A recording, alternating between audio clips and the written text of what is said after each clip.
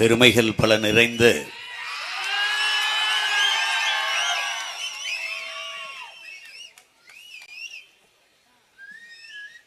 கரம்பயம் மண்ணிலே நிற்பதில் உண்மையிலேயே பெருமையும் மகிழ்ச்சியும் அடைகிறேன். என் உயிரோடு கலந்து வாழுகின்ற என் அன்பு தாய் தமிழ் உறவுகளே, என் உயிருக்கினிய உடன் பிறந்தார்களே, நாளைய என் தமிழ் சமூகத்தை எழுச்சி மிகுந்த ஒரு புரட்சிகரமான சமூகமாக மாற்றி படைக்க காத்திருக்கிற இளைய தலைமுறை புரட்சியாளர்களே, என்னினும் இளைய என் தம்பி தங்கைகளே, இந்த நிகழ்வை ஒருங்கிணைத்து நடத்தி கொண்டிருக்கிற என் உயிர் தம்பி தங்கைகளே, என் அன்பிற்கினிய தம்பி மண்டல அமைப்பாளர் கந்தசாமி அவர்களே, மாவட்ட செயலாளர் தேவராஜ் அவர்களே, தம்பி கலையரசன் அவர்களே,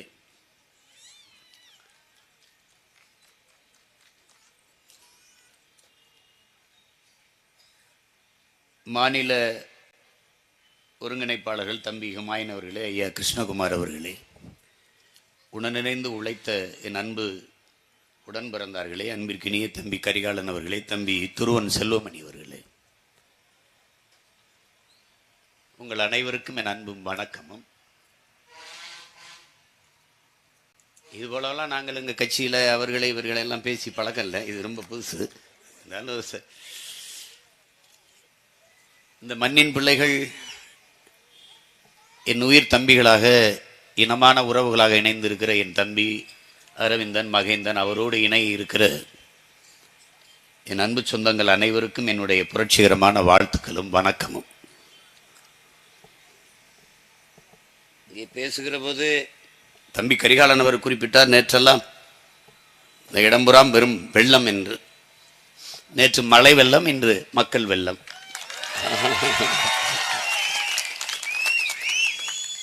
இரண்டுமே நமக்கு மகிழ்ச்சிகரமானதுதான். அரவிந்தனும் என் தம்பி மகேந்திரனும் பேசும்போது எவ்வளவு இடையூறுகள், இந்த கூட்டம் நடக்குமா என்று தெரியவில்லை, ரொம்ப சிக்கல், ரொம்ப பிரச்சனை என்றெல்லாம் சொன்னார்கள். என் அன்பு தம்பிகளே, அலையில்லாத கடலால் நல்ல மாலுமியை உருவாக்க முடியாது. தடை இல்லை என்றால் படைக்கு மதிப்பில்லை. இடையூறுகளும் அடக்குமுறையும் ஒடுக்குமுறையும் இல்லை என்றால் ஒரு நல்ல தலைவன் உருவாவது முடியாது. வழி இல்லை என்றால் வழி இல்லை. புண்பட்டால் தான் பண்படுவோம். அதனால் யார் உன்னை கண்டு அஞ்சுகிறார்கள், எவன் உன்னை கண்டு இடையூறு தருகிறான், நெருக்கடி தருகிறான், அவன் உன்னை கண்டு பயப்படுகிறான் என்ற அர்த்தம். உண்மைதான், உண்மைதான். எப்பவுமே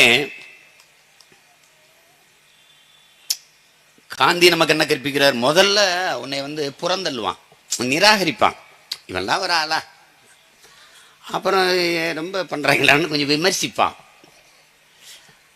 அப்புறம் சண்டை போட வருவான், அப்ப நீ ஜெயிச்சிருவாங்கிறான். இப்ப சண்டை போட வந்துட்டான். முதல்ல புறந்தள்ளி பார்த்தான், சீமான்லாம் ஒரு ஆளாயா அப்படின்னா. இப்ப அவன் பார்க்கும்போது நம்ம மட்டும்தான் ஒரு ஆளா தெரியுது அவனுக்கு, ஏதோ பிரச்சனை. அப்புறம் விமர்சனம். எல்லாவற்றுக்குமே நமது முன்னவர்கள் நமக்கு தத்துவங்களை தந்திருக்கிறார்கள், வழிகாட்டி இருக்கிறார்கள். குறிப்பாக நம்ம உயிர் தலைவர் மேதகவி பிரபாகரன் அவர்கள் என்னிடத்தில் தனிப்பட்ட முறையில் சொன்னது, அவர் மீது வைக்கிற, இயக்கத்தின் மீது வைக்கிற விமர்சனங்களை நான் ஒரு சிறுவனா தம்பியாக எடுத்து சொல்லும் போது அவர் அமைதியாக கேட்டு ஒரே ஒரு வார்த்தை தான், விமர்சனம் என்பது வெறும் சொற்கள் தானப்பா, நம்மை காயப்படுத்தும் கற்கள் இல்லையே, முடிஞ்சு போச்சு. அடுத்த வார்த்தை, வைரக்கல்லை விட்டு எரிந்தார்கள் என்றால் எடுப்போம், வெறுங்கல்லை விட்டு எரிந்தார்கள் என்றால் தடுப்போம். That's all your honour. அவ்வளவுதான். இவ்வளவுதான், இது அவ்வளவுதான், அதுக்கு முக்கியத்துவம் கொடுக்கணும். அது அவர் தம்பி, அவருடைய பிள்ளை. நான் என்ன சொல்றேன்னா, விமர்சனத்தை தாங்காதவன் விரும்பியதை அடைய முடியாது. அவதுரை அலட்சியம் செய்ய இயலாதவன் அற்ப வெற்றியை கூட தொட முடியும். ஏற்காமல் விளையாட முடியாது, விமர்சனம் இல்லாது வளர முடியாது. விமர்சனம் என்பதும் ஒருவித பாராட்டுத்தான். யாரையோ ஒருவனை நீ பொறாமைப்பட வைத்திருக்கிறாய். விடல் கஷ்டம் என்ன சொல்றான், ஏய் நீ போற பாதையில உனக்கு ஒரு இடையூறும் இல்லையாடா, ஒரு தடங்களும் இல்லையாடா, ஒரு பிரச்சனையும் இல்லையாடா, திரும்பி வாடா, அது நீ போக வேண்டிய பாதையில் வேற எவனோ ஒருத்தன் போன பாதை. நீ போகிற பாதையில் தடைகள், இடையூறு, அச்சுறுத்தல், அடக்குமுறை, ஒடுக்குமுறை, இந்த இடையூறுகள் எல்லாம் இருந்தால் நீ போவதாண்டா சரியான பாதை, துணிந்து போ. அதாங்க. இப்போ உனக்கு இவ்வளவு பிரச்சனை இருக்குல்ல, இப்ப தெரியுது இல்ல, இதே வேற கட்சியில சேர்ந்தீங்கன்னா மகராசனா நடத்திக்கம்பா. ஏன்னா நாம் தமிழர் கட்சியில சேர்ற, இந்த கட்சி ஆட்சிக்கு வந்தா அந்த கட்சி வீட்டுல ரைடு, அந்த கட்சி ஆட்சிக்கு வந்தா இந்த கட்சி வீட்டுல ரைடு, இந்த கட்சி ஆட்சிக்கு வந்தா ரெண்டு பேரும் வீட்டுலயும் ரைடு.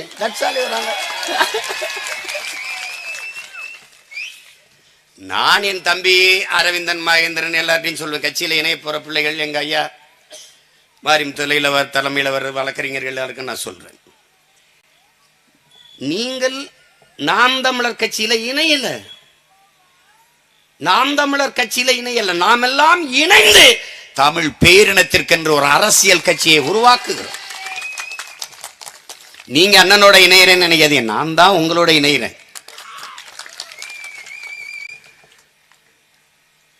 ஏன்னா மக்களுக்கென்று ஒரு படை இல்லை என்றால் மக்களுக்கென்று ஒன்றும் இல்லை என்றான் மாசேத்தும்.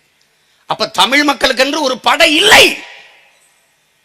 இன்னைக்கு மீத்தேனா, ஈத்தேனா, ஹைட்ரோகார்பனா, பெட்ரோகெமிக்கல் மண்டலமா, நிலமா, வளம் களவு போதா, மலைகள் திருடு போதா, மண் அள்ளப்படுதா, நீர் உறிஞ்சப்படுதா, வாத்தியாருக்கு வேலைக்கு பணி நிரந்தரமாக்கலையா, செவிலியருக்கு பிரச்சனையா, மருத்துவருக்கு பிரச்சனையா, மாணவருக்கு பிரச்சனையா, மீனவருக்கு பிரச்சனையா, விவசாயிக்கு பிரச்சனையா, போராடுவதற்கு புரட்சிகர ஒரு அரசியல் படை இங்க இல்ல.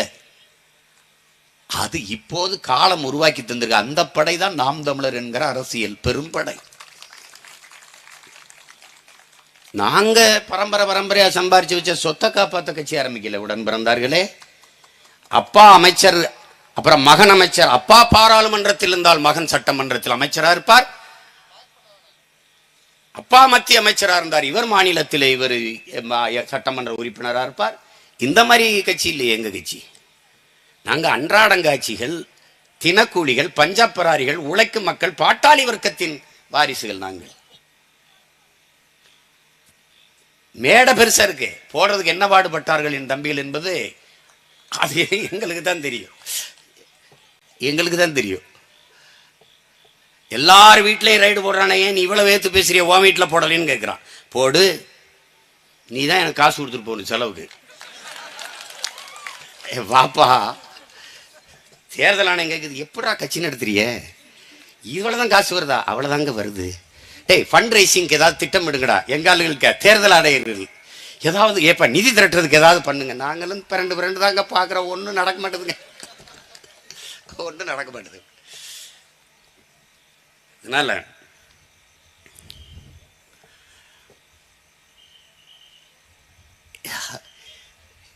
கரம்பயம் மண்ணுங்கிறது, அதாவது சிற்றூர்களில் நம்ம கூட்டம் நடத்தலைங்க, நடத்தணும். ஆனால் இன்னைக்கு இணைப்பு விழா அப்படின்னு ஒன்று நாங்கள் இதுவரை நடத்தினதில்லை. கட்சியில் பல லட்சக்கணக்கான மக்கள் இணைந்து நாங்கள் ஒரு படையாக உருவானாலும் இணைக்கிறது இல்லை, எண்ணிக்கையும் சொல்றது இல்லை. எங்கள் கட்சியிலேருந்து எவனாவது 2 பேர் போய் சேர்ந்தா 2000 பேர் இணைஞ்சான்மா. நம்ம கட்சியில் அந்த கிராமத்தில் 2000 பேர் இருந்தாங்களடா, இல்லைன்னா இந்த 2 பேர்ண்ணே, அவன் 2 பேர் போனதுக்கு இப்படி 2000 பேர் அப்படி பேசுறது நான் விரும்புறது இல்லை. மாற்று இயக்கத்திலிருந்து வந்தாலும் அதை வெளியில் சொல்றது இல்லை. சேர்ந்துட்டீங்களா, வேலையை பாருங்க, அவ்வளவுதான். அதுல எங்களுக்கு எந்த பெருமையும் இல்லை. நாங்கள் வரலாற்றின் வழிவந்த பிள்ளைகள். அப்ப வரலாற்றின் பாதையில் பயணிக்கும் போது நாங்கள் வாழ்ந்தது எங்கே, வீழ்ந்தது எங்கே, அதை ஆழ்ந்து தெளிந்து யோசிக்கும் போது எங்களுக்கு தெளிவு இருக்குது. எங்களை பிரித்து பிளந்து சிதைத்து அழித்தது யார்? அதிகாரமற்ற அடிமை மக்களாக எங்களை தாய் நிலத்திலே நிறுத்தியதார். என் சொந்த நிலத்திலே நான் அடிமைப்பட்டு கிடக்க காரணம் என்ன? அதிமுக திமுக ஆளுது. ஆனால் இந்த மண்ணின் மக்களுக்கான அதிகாரமா என்ற கேள்வி நீங்க எழுப்பி பார்க்கணும். இதுவரை நிறுவப்பட்டிருக்கான்னு பார்க்கணும். உன் மொழி வாழ்ந்திருக்குதா? உன் இலக்கியம், ஒரு வரலாறு, உன் வழிபாடு என்ன வாழ்ந்திருக்குது? என்ன இருக்குது? நாங்கள் எங்கள் பெரிய தகப்பன் நம்மாழ்வாரை வந்து அப்பா என்று பெரிய தகப்பன் என்று அழைத்தோம். என்னை பெற்றவர் ஒருவர் இருக்கிறார். அவர் என்னை பெற்றதால் அப்பா. நம்மாழ்வார் என் மண்ணை பெற்றதால் அவன் எனக்கு பெரியப்பா, பெரிய தகப்பன். அவருக்கு இல்லாத அவர் அளவுக்கு இந்த மண்ணை மக்களை நேசித்த ஒரு சமீப காலத்தில் ஒரு தலைவன், ஒரு மகன் யாராவது நீங்க சொல்லுங்க, யாராவது சொல்லுங்க. அவருக்கு என்ன அங்கீகாரத்தை, என்ன பெருமையை இந்த திராவிட ஆட்சியாளர்கள் கொடுத்தார்கள்? சொல்லுங்க, யாராவது சொல்லுங்க. எங்கேயாவது செலவு வச்சிருக்காங்கல்ல? தெருவுக்கு தெரு பேரு. எங்கெல்லாம் ஒரு ஊர்ல வந்து சாராய் கடை சந்துன்னு பேர் வச்சிருக்காங்க தெருவுக்கு. சிரிக்காத, உண்மையிலே ஒரு ஊர்ல இருக்குது. திருச்சியில் ஒரு சாராய கடை சந்து அரசே வச்சிருக்குங்க. சந்தில் எங்கெங்க போறீங்க? அந்த எந்த ஊரில் எந்த இடத்துல பொண்ணு எடுத்திருக்கீங்க? சாராய கடை சந்தில் இருக்குங்க என் பொண்ணு மாமனார். பெருமைக்குரிய அதில் கீழே போட்டுக்கண்ட எவ்வளவோ எங்கள் முன்னோர்கள் பெருமைக்குரியவர் இருக்காங்கடா. அவங்க பேரில் வைக்கக்கூடாதான்னு வைக்க மாட்டான். ஒருத்தன் செய்தி போட்டிருக்காங்க, நீங்கள் சிரிக்கிறதாக சொல்லலை, உண்மையிலே எழுதியிருக்காங்க. விஷச்சாராயம் குடித்தவர் உயிர் பிழைத்ததால் குடும்பமே சோகத்தில் மூழ்கியது. ஏன்னா என்னடா 10 லட்சம் செத்தா 10 லட்சம் கிடைக்கும்னு ஆவலா இருந்தவன் பொழைச்சிக்கிட்டான். அதனால சோகத்தில் மூழ்கிருச்சு குடும்பம்னு எழுதிருக்கான். இவ்வளவு பெருமை மிக்க ஆட்சியாளர்கள் நம்முடைய ஆட்சியாளர்கள். பட்டுக்கோட்டை எங்கள் தாத்தாவின் பாட்டுக்கோட்டையாக இருந்த ஒரு மண்ணுது. தேனாறு வாயுது, பாலாறு வாயுது, மக்கள் வயிறு தான் காயுதுன்னாரு. ஒன்னா இருக்கணும், அதான் ஒற்றுமையா இருக்கணும் அப்படிங்கிறத வலியுறுத்தின ஒரு பெருந்தகை நம்முடைய தாத்தா பட்டுக்கோட்டை கல்யாண சுந்தர் அவர்கள். நீங்க கவனிச்சுக்கணும். சாதி மத வேறுபாடுகள், பிறப்பின் அடிப்படையில் பேதம், இதையெல்லாம் பெரிய பெரிய ஞானிகள், சித்தர்கள், யோகிகள் எவ்வளவு பேர் பாடிட்டாங்க, சாடிட்டாங்க. ஆனால் 2 வரியில யாரு மேல கீறினாலும் ரத்தம் ஒண்ணுதான், ஆக மொத்தம் நீயும் நானும் 10 மாதம் தான். பேசா பக்கம்லாம் எழுதுனா. அதுக்கு முன்னாடி நம்ம இன்னொரு பாட்டை இருக்கான், பிறப்பு ஒக்கும் எல்லா உயிருக்கும். அடுத்த அடுத்த அடுத்த அடுத்த பலாயிரம் 2000 ஆண்டுகள் கழித்து இன்னொரு தாத்தா வந்தான். அவன் போடுறான், யாரு மேல கீறினாலும் ரத்தம் ஒண்ணுதான், ஆக மொத்தம் நீயும் நானும் 10 மாதம் தான். காலமறிந்து கூவும் சேவல் கணக்கா கூவும் நிறுத்தாது, கூடையை தூக்கி கவுத்து போட்டாலும் நிறுத்தாது கூவும்டான்ட்டான். அப்படி காலமறிந்து கூவுகிற சேவலாக உங்கள் பிள்ளைகள் நாங்கள் கூவி கொண்டிருக்கோம். கேட்டா கேளுங்க, கேட்கலைன்னா போடுங்க, போட்டா போடுங்க ஓட்டு, போலைன்னா போங்க. ஆனால் யாருமே இல்லை, இதை பேசவே இல்லை, இது சொல்லவே இல்லை. அப்படி யாருமே இனி சொல்ல முடியாது. திமுக விட்டால் அதிமுக தான், அதிமுக விட்டால் திமுக தான் என்று யாரும் இனி சொல்லக்கூடாது. வரலாறு ஒரு வாய்ப்பை தந்திருக்கிறது. 2 பேரையும் விடுங்கள், வழி இல்லை என்று சொல்லாதீர்கள். உங்கள் வயிற்று பிள்ளைகளே, நாங்களே ஒரு மாற்றாக, மகத்தான ஒரு அரசியல் ஆற்றலாக நாங்களே உங்கள் பிள்ளைகள் ஒரு வழியாக வந்து நிற்கிறோம். அதை கவனியுங்கள். ஒரு எடுத்து வைக்கிற அரசியலை பாருங்கள். மண்ணுக்கு, மக்களுக்கு, ஆட்டுக்கு, மாட்டுக்கு, நாய்க்கு, நரிக்கு, புல்லுக்கு, பூண்டுக்கு, மலைக்கு, செடிக்கு, அருவிக்கு, ஆறுக்கு, எல்லாவற்றுக்குமான ஒரு அரசியல். உலகத்தில் எந்த அரசியல் பேரையும் முன்வைக்காத உயிர்மையினை அரசியல். பேரன்பு கொண்டு பூமி தாயை நேசித்து நிற்கிற ஒரு பெரும் அரசியல். அது எந்த அரசியலுக்கும் முன்னெடுக்கல. நாங்கள் கூவுகிறோம் என் உடன் பிறந்தார்களே, பேரன்பு மிக்க பெற்றோர்களே, உங்கள் பிள்ளைகள் கூண்டுக்குள் இருந்து கூவுகிறோம். அதனால் சத்தம் அதிக தூரம் கேட்கவில்லை. ஆனால் ஒரு நாள் இந்த சேவல் கூரை மேல் நின்று கூவும். அன்னைக்கு உலகம் திரும்பி பார்.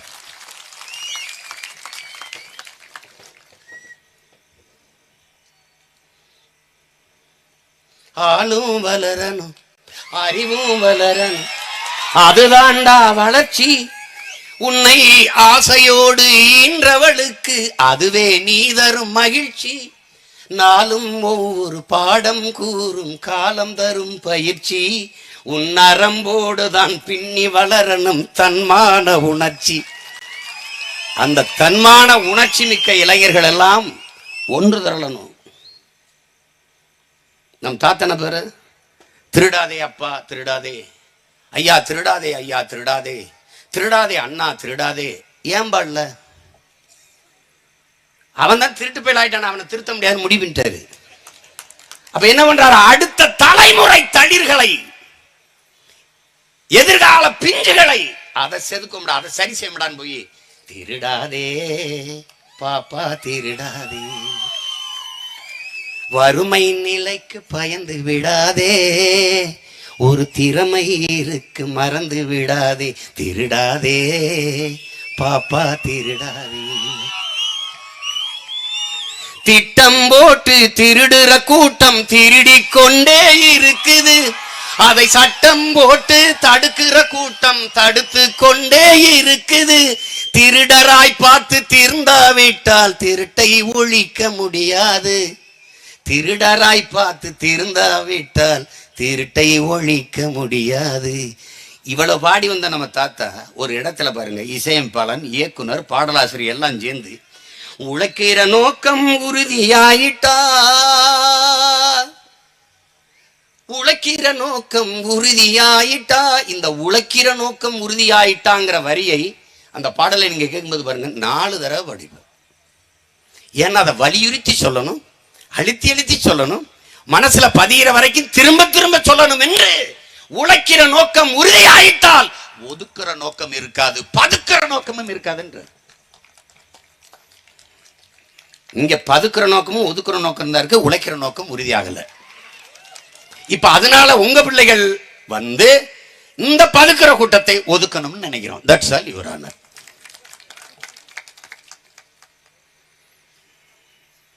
முதலீட்டை போய் கொண்டு வரம்ட்டு சிங்கப்பூர்ல இருந்து சிலையை கொண்டு வரோம்னா அது எப்படி? இது அவருக்கு லீக்வானிக்கு அவர் நாட்டிலே சிலை இல்லை. 7.5 கோடிக்கு நான் விபி சிங்குக்கு சிலை, விபி சிங் மாநிலத்தில் சிலை இல்லப்பா. எதுக்கு சிலை? சிலை எதுக்கு கேட்டாரா லீக்வானியும்? அவர் நான் இறந்ததுக்கு பிறகு நான் வாழ்ந்த வீட்டை இடிச்சு தரமாட்டமாக்குங்கன்னாரு. ஏன்னா வந்தே பண்ணல இதான் லீக்வான் வீடு, லீக்வானி வீடுன்னு. அப்படித்தானே இப்ப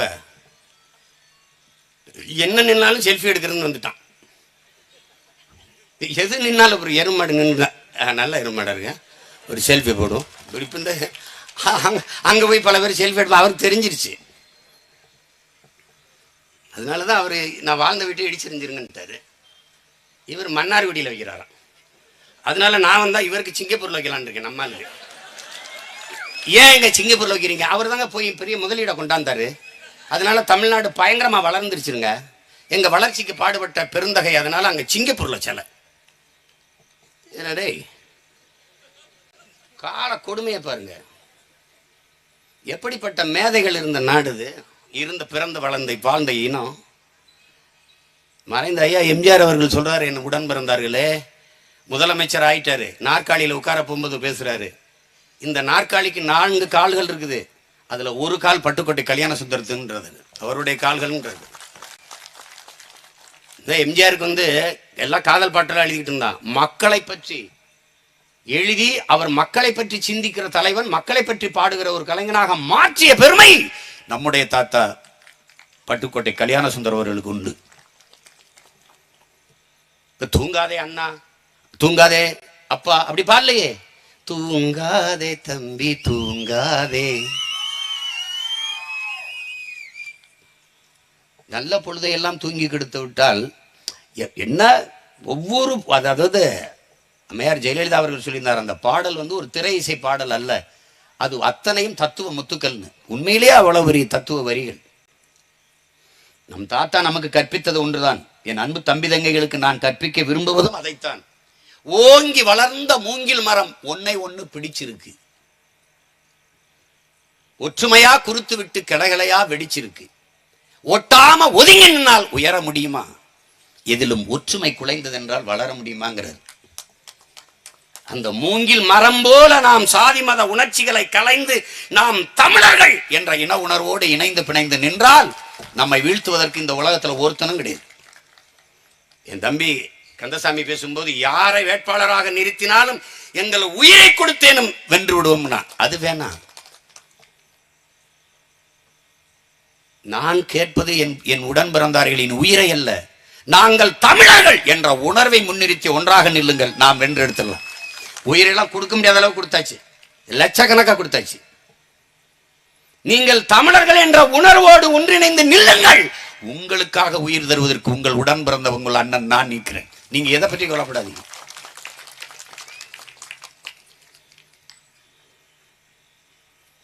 நம்முடைய தலைவர் நமக்கு கற்பித்தது என்ன? சத்தியத்திற்காக சாக துணிந்து விட்டால் சாதாரணமானவனும் சரித்திரம் படைக்கலாம்ங்கிறது.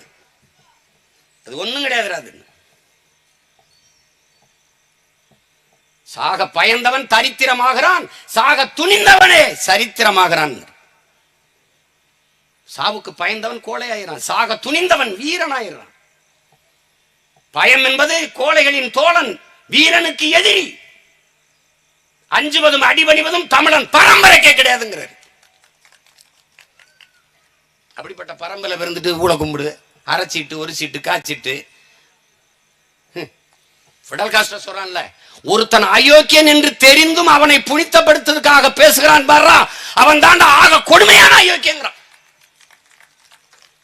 என்ன செஞ்சாலும் ஆத்தாடி அவர் மாதிரி வருமா?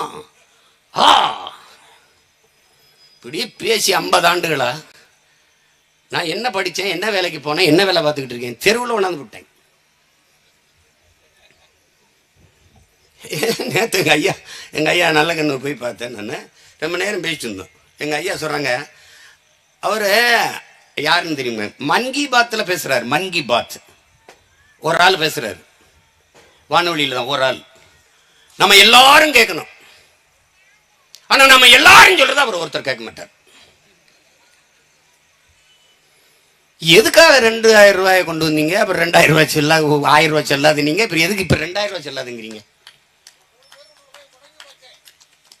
இங்க வாங்கப்பா. என் பங்காளி வடிவேல் சொல்றது, நல்லவே மாறி பேசிட்டு இருந்தானப்பா, பைத்தியமாவே அந்த மாதிரி நல்ல மாதிரி தெரிஞ்சாங்க. இங்க திராவிட மாடல் மாதிரி இது ஒரு குஜராத் மாடல்னு பேசியிருந்தாங்க கொஞ்ச நாள். 2 மாடலே ஓட்ட அம்பாசிடர் இருந்து இப்பதான் நமக்கு தெரியுது. யாராவது தள்ளி விட்டாதான் செல்ஃப் எடுக்கும் இருக்குது. அது அந்த நிலைமையில வச்சுக்கிட்டு ரொம்ப பீத்துறாங்க மாடல் மாடல்ன்ட்டு. எதுக்காக 2000 ரூபாய் கொண்டு வந்தீங்க? அந்த தொகை, அந்த பணத்தை அச்சடிக்க 5000 கோடிக்கு மேல செலவாயிருக்குன்றீங்க. சொல்றது நீங்க தான் சொல்றீங்க. எதுக்காக 1000 ரூபாய் நோட்டு செல்லாது? பணம் செல்லாது என்றால் ஊழல் லஞ்சம் ஒழியும். எப்படி ஒழியும்? விளக்குங்க. தீவிரவாதம் ஒழிந்து விடும். எப்படி ஒழியும்? பணம் செல்லாது என்று நீங்கள் சொன்ன பிறகுதான் காஷ்மீரிலே புல்வாமா மாவட்டத்தில் தாக்குதல், 40 ராணுவ வீரர்கள் உயிர் பலி. எப்படி ஒழிந்தது? ஒவ்வொரு நாளும் சொல்கிறீர்கள், தீவிரவாதி ஓடிவிட்டான், பயங்கரவாதி ஓடிவிட்டான். ஏண்டா பணம் செல்லாதனா எல்லாரும் தீவிரவாதி ஒளிந்து விடும், தீவிரவாதம் ஒளிந்து விடும், பயங்கரவாதம் ஒளிந்து விடும். நீங்க அப்புறம் ஊடுருவிட்டான், பயங்கரவாதம் தலை தூக்குறது. ஏதாவது ஒண்ணு சொல்லுங்க. இப்ப 2000 நோட்டினுடைய தேவை என்ன? எது கொண்டு வந்தீங்க? 50 நாள் பொறுத்துக் கொள்ளுங்கள், உங்களை சொர்க்கத்தில் வைப்பேன் என்று பேசியவர் இதே நமது பிரதமர் தான். செத்து பல பேர் சொர்க்கத்துக்கு போனானே ஒழிய உண்மையிலே ஒருத்தரையும் சொர்க்கத்துக்கு கொண்டு போல. பல பேர் செத்து போனான். வரிசையில் நின்று செத்தவத்தனை, பட்டினியான செத்தவத்தனை. நீங்க அறிவார்ந்த தமிழ் மக்கள் சிந்தித்து பாருங்கள். என் அன்பு பெற்றோர்களை, தம்பி தங்கைகளே, நாளைக்கு தங்கச்சிக்கு கல்யாணம், திருமணம், சொந்தக்காரர்கள் எல்லாரையும் வரவைத்தாகிவிட்டது. இரவு படுத்திருக்கிறோம். காலையில் எழுந்து நகை கடைக்கு, துணி கடைக்கு, பண்டபாத்திரங்கள் வாங்குற பாத்திர கடைக்கு சென்று பொருள்களை வாங்க காத்திருக்கிறோம். பணத்தை சேமித்து வைத்த பணத்தை வங்கியிலிருந்து எடுத்துக்கொண்டு வீட்டிலே வைத்திருக்கிறோம். நள்ளிரவிலே பணம் செல்லாது என்று சொன்னால் என் தங்கையின் வாழ்க்கை என்னாகும்? என் அன்பு மக்களை சிந்திச்சு பாருங்க. இதை பற்றி சிந்திக்காத ஒரு தலைவன் நாட்டின் தலைவனா? தருதலையா? எப்படி ஒரு தலைவன்? எங்க அப்பாவை நான் மருத்துவமனையில் சேர்த்திருக்கிறேன். என் உடன் பிறந்தார்களே, ஒரு வாரம் மருத்துவமனையில் வைத்து காப்பாற்றி இருக்கிறேன். 3 லட்சம் ரூபாய் மருத்துவமனை கட்டணம். அதை கட்டினால்தான் என் தந்தையை நான் திருப்பி வீட்டுக்கு அழைத்து வர முடியும். காலையில் பணத்தை கட்டி அப்பாவை வீட்டுக்கு கூட்டி வரலாம் என்று நாங்கள் பணத்தை எடுத்து வைத்து காத்திருக்கும் போது நள்ளிரவில் பணம் செல்லவில்லை. என்ன செய்யலாம்? ஒரு பிரச்சனை 2 பிரச்சனை இல்லை. என் உடன் பிறந்தார்களே, பல ஆயிரக்கணக்கில் சிக்கலை நம் மக்கள் எதிர்கொண்டார்கள். என் ஆத்தாளப்பனும் வங்கி வரிசலில் நின்னான், ஏடிஎம் பிடிஎம் வாசலில் நின்னான். ஆனால் அதானி பொண்டாட்டி அம்பானி பொண்டாட்டி எவ்வளோ நின்னானா? பாராளுமன்ற உறுப்பினர், சட்டமன்ற உறுப்பினர், மாமன்ற உறுப்பினர் அவங்க வாரிசு ஏதாவது நின்றுச்சா? எங்கேயாவது நின்னார்களா? இப்போ ஒரு 2000 ரூபா நோட்டு வச்சிருந்தா 20,000 போய் தான் மாற்ற முடியுமா வங்கியில்? எத்தனை நாளைக்கு போய் நிற்கிறது வங்கியில்? இப்போ ஏன் செல்லாதுங்கிற? நீங்கள் சாலையில் போயிட்டு இருக்கும்போது உங்களுக்கு என்ன பண்ணுவாங்கன்னா டெக் டைவர்ஷன் அப்படின்னு ஒரு பலகை வச்சுருப்பாங்க. அதான் சாலையில் அது மோசமாக இருக்குது சாலை, திருப்பி விட்றா திருப்பி விட்றா, என்ன யார் ஓடு போட்டிருக்கான், யார் யாவன் அப்படின்னு நீ பேசக்கூடாது, திருப்பி விட்டுருணும். அது மாதிரி இவர்கள் செய்கிற கொடுமையான ஆட்சி, கேவலமான ஆட்சி, அந்த குறைகளை நீங்கள் கவனிக்கவே கூடாது என்று ஒவ்வொரு நாளும் பிரச்சனை தூக்கி போட்டே இருப்பான். அதில் ஒன்றுதான் இந்த பணம் செல்லாதுன்னது, திருப்பி இப்போ 2000 நோட்டு செல்லாதுங்கிறது. இதெல்லாம் என்ன என்ன வேலை? இதெல்லாம் என்ன மாதிரி வேலை? ஒரு நாட்டையும் மக்களையும் இது பாதிக்கும் என்று சிந்தி தெரியாத தலைவன் எப்படி தலைவனா இருக்க முடியும்? எப்படி தலைவனா இருக்க முடியும்? பெருங்கொடுமை நிகழ்ந்துருச்சு. இப்ப செப்டம்பர்ல இருந்து அது செல்லாது, அது வரைக்கும் வங்கியில மாத்திக்கணுங்கன்னா ஒரு தம்பி சொல்றான், அந்த பத்திரிகையாளர் என்கிட்ட கேட்கிறான், அண்ணன் டாஸ்மார்க்குள்ள வாங்குறது இல்லை என்ன அப்படின்னு.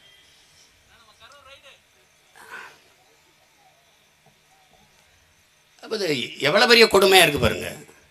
அப்படி ஒரு ஆட்சி. இப்ப திடீர்னு 2 அங்கீகாரம், 4 மருத்துவமனை அங்கீகாரத்தை ரத்து பண்ணியிருக்கான் மத்திய அரசு, அதனுடைய மருத்துவ குழுமம்.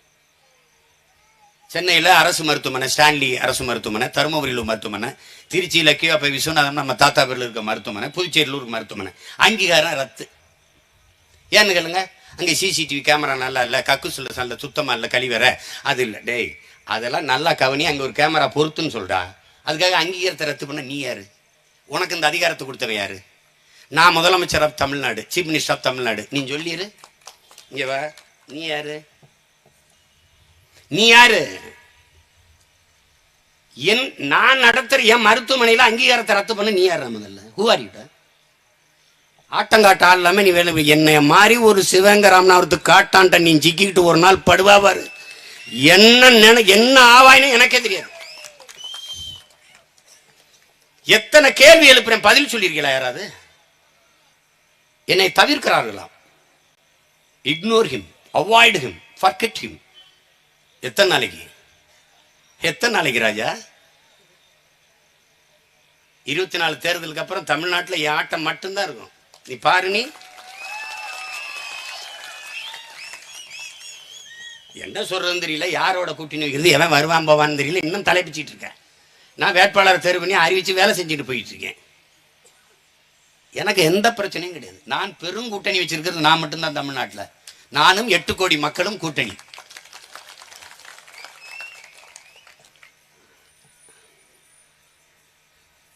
எல்லாம் தப்பா எல்லாம். மருத்துவமனையில் இதெல்லாம் சரி செய்யுங்க, இந்த அடிப்படை வசதிகள் குறைவா இருக்குன்னு நீ சொல்லியிருக்கணும். அதை செய்யுங்கன்னு தான் நீ பரிந்துரைக்கணும். உன் அங்கீகாரமே ரத்து செய்யப்படுதுன்னா அதில் படிச்சுக்கிட்டு இருக்க பிள்ளைகள், மருத்துவம் பார்த்துக்கிட்டு இருக்கிற நோயாளிகள் எப்படி இருக்கு பாருங்க. சரி, வருமான வரி சோதனை எல்லாரும் வீட்லையும் போடுறீங்க. எவ்வளவு சொத்து ஆவணங்களை எடுத்தீங்க? பணமா எவ்வளவு எடுத்தீங்க?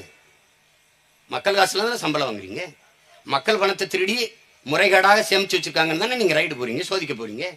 அதை எடுத்து வந்து மக்களுக்கு முன்பு ஏன் இதுவரை ஒரு தடவை கூட சொல்லல? இவ்வளவு எடுத்தவங்க பணமா, இவ்வளவு சொத்து ஆவணம் இருக்குங்க, முறைகேடா சேமிச்சு வச்ச சொத்து ஆவணங்கள் ஒரு தடவை கூட சொல்லல. ஏன்?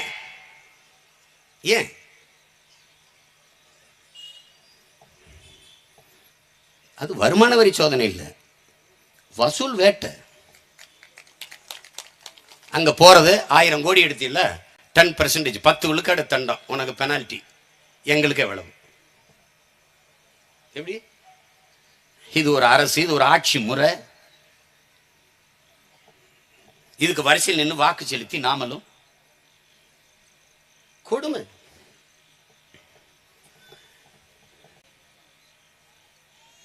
எவ்வளவு பெருமையோடு வாழ்ந்த நமது மக்கள். பார்த்தா பாராளுமன்ற கட்டடத்தை திறக்கிறாரு, அதுக்கு சோழன் செங்கோலை கொண்டு, சோழ மன்னர்களின் செங்கோலை கொண்டு வைக்கிறார். அது உண்மையிலே எங்கள் பாட்டன் அருண்மொழி சோழனும் அரசேந்திர சோழனும் அந்த செங்கோலை வச்சு தான் ஆண்டானா. அந்த செங்கோலை அவங்க கையில் கொடுக்குறாங்க. உமிடி பங்காரில் செஞ்சிச்சு. உமிடி பங்காருன்னு ஒரு நகை கடை இருக்கு, அதில் அவன் செஞ்ச. வேணா நீ சோழன் செங்கோல்னு சொல்லாது, உமிடி பங்காரு செங்கோலன்னு சொல்லு, செங்கோல்னு சொல்லு. என்ன எங்கள் பாட்டன் மாதிரி நீ ஆட்சி செய்ய புரியல? அவன் முடியாட்சி காலத்தில் குடியாட்சி செய்தவன், குடவோலை முறையில் தேர்தல் நடத்தினவன். நீங்க அப்படியா? அப்படியே அவங்க ஆட்சி இருக்கு. நீங்க குடியாட்சி காலத்தில் முடியாட்சி செய்து கொண்டிருக்கிறீர்கள். கொடுங்கோன்மை ஆட்சி, சர்வாதிகார ஆட்சின்னு கூட சொல்ல முடியாது, கொடுங்கோன்மை ஆட்சி செய்து கொண்டிருக்கிறீர்கள்.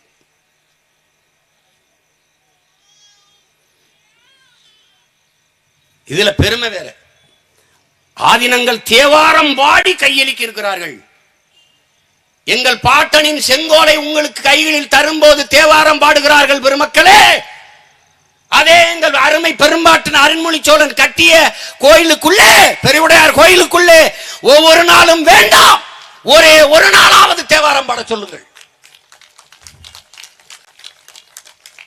அவன் செங்கோலை பாராளுமன்றத்துக்குள் வைக்கிற பெருமக்களே, அந்த பெருவுடையார் கோயிலை கட்டி என் பாட்டன் வாயில் காவலன் போல, வாட்ச்மேன் போல அந்த கோயில் வாசலில நிற்கிறான்.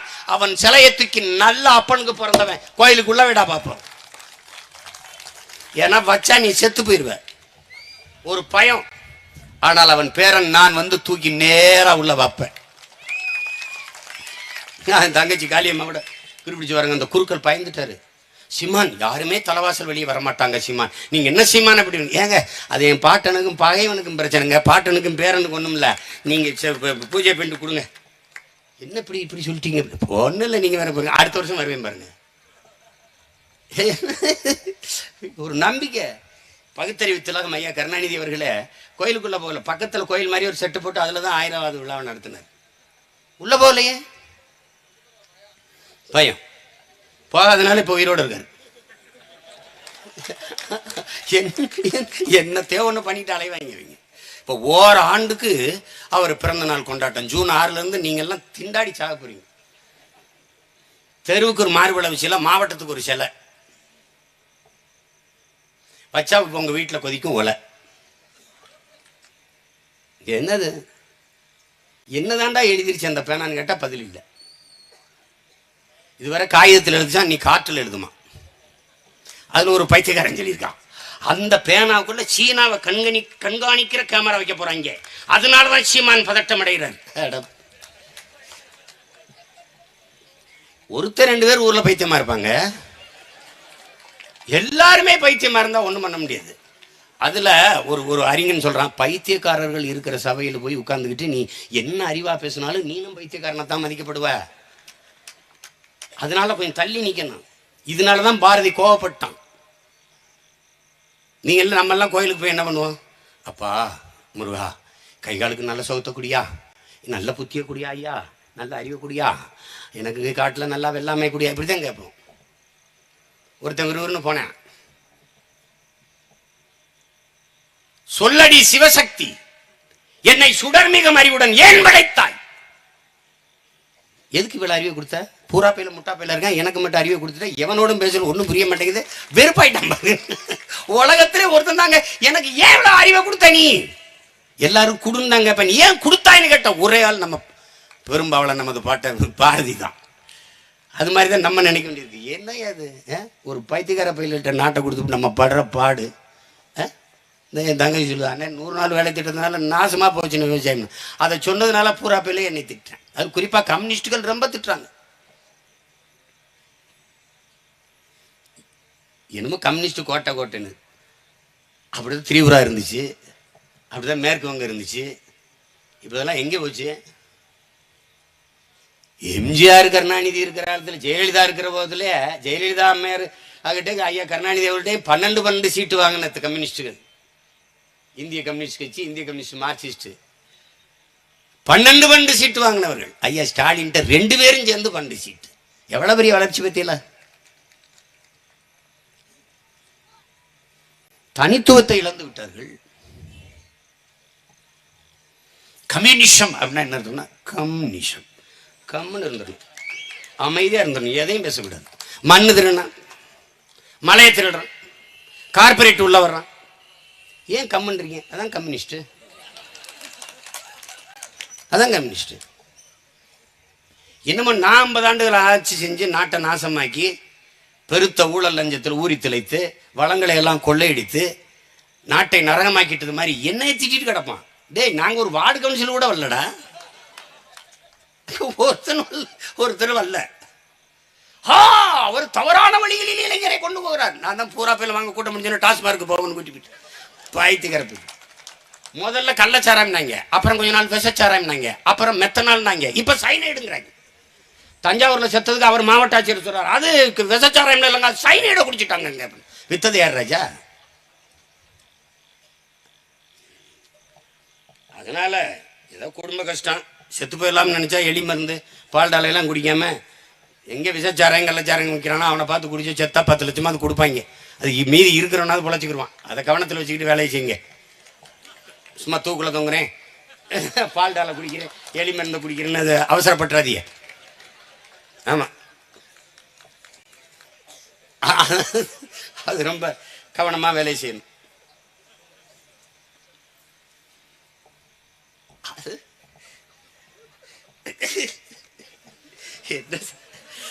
என்ன செய்யறதுன்னு தெரியாம ஒரு சிக்கிக்கிட்டு நம்ம படுற பாடு இருக்க. அத ஒரு ஒரு ஒரு ஒரு ஒரு ஊழல் லஞ்சம்னா நீங்க பாத்தீங்கன்னா ஊழல் லஞ்சம் அப்படின்னு சொல்றாங்க. ஊழல் ஒழிப்பா லஞ்சத்தை ஒழிக்கும், அதெல்லாம் ஒரு நொடி வேலை. ஒரு நேர்மையாளன் அதிகாரத்துக்கு வரும்போது அது ஒளிஞ்சிடும். மன்னன் எவ்வளி, குடிகள் எவ்வளி, தலைவன் எவ்வளி, தொண்டர்கள் எவ்வளி, அவ்வளவுதான். லஞ்சம் வாங்கினா ஊழல் செய்தா தொலைச்சிடுவான்னு தெரிஞ்சா அவன் வாங்க மாட்டான்.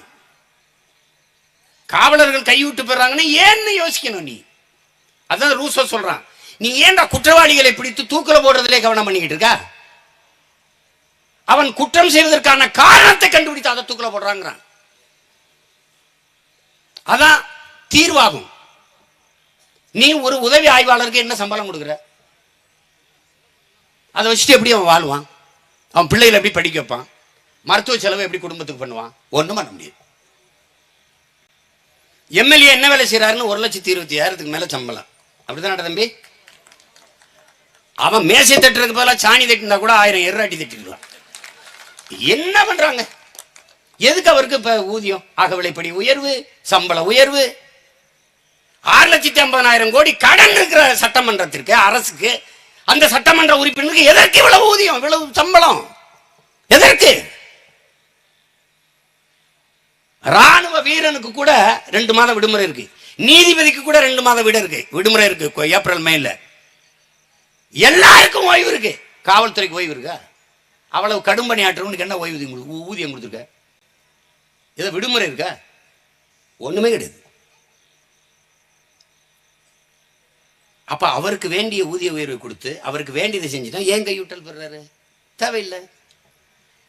எங்க ஆட்சி காலத்துல யாராவது ஒரு காவலர் கைவிட்டு பெற்றான்னு சொல்லு, நான் ஆட்சியை விட்டு கிளம்பிடுறேன், கீழே போயிடுறேன். என்ன செய்ய மாட்டாங்க. நீ ஒவ்வொரு சிறைக்கும் இவ்வளவு தரணும்னு வைக்கிற. டி நகர் போற வர்த்தக பகுதியில் ஒருத்தரை பணியமர்த்தணும்னா நீ இவ்வளவு மாசம் எனக்கு வசூலிச்சு கொடுக்கணும்ன்ற, கடைக்கு கடை. நான் எல்லா சிறையிலையும் தமிழ்நாட்டில் ஏறக்குறைய இருந்திருக்கேன். அப்ப கோழி போட்டாங்க, முட்டை போட்டாங்க.